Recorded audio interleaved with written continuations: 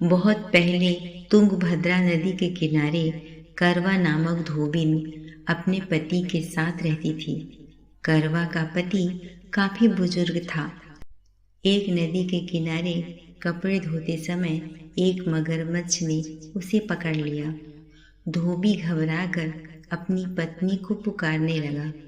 धोबिन ने कच्चे सूत से मगरमच्छ को बांध दिया और यमराज से अपने पति की रक्षा की गुहार लगाई।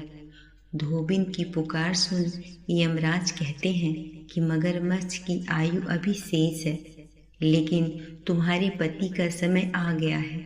इससे नाराज होकर करवा कहती है, अगर आपने मेरे पति की रक्षा नहीं की तो मैं आपको श्राप दे दूंगी।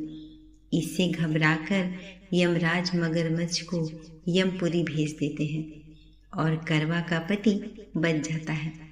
इसके बाद कार्तिक मास की कृष्ण पक्ष की चतुर्थी को करवा चौथ मनाया जाने लगा। करवा चौथ से जुड़ी एक और कथा है, तो आइए इसका भी श्रवण करते हैं। बहुत पहले एक साहूकार अपने 7 बेटे और एक बेटी के साथ रहता था। सभी बेटे और बेटी का विवाह हो चुका था। सभी बहुओं और बेटी ने करवा चौथ का व्रत रखा था। रात के समय जब सभी लड़के भोजन करने लगे तो उन्होंने बहन से कहा, आप भोजन कर ले। बहन ने चांद के निकलने पर उसे अर्घ देने के बाद भोजन करने की बात बताई। भाई अपनी बहन से बेहद प्यार करते थे और बहन का भूख से व्याकुल चेहरा देखकर सब परेशान हो गए। भाइयों ने नगर के बाहर जाकर एक पेड़ पर चढ़कर आग जला दी।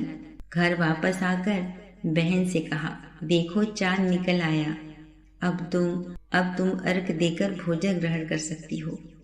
बहन ने आग को चांद समझकर अर्घ देकर भोजन कर लिया। इससे करवा चौथ का व्रत भंग हो गया और भगवान गणेश लड़की से नाराज हो गए।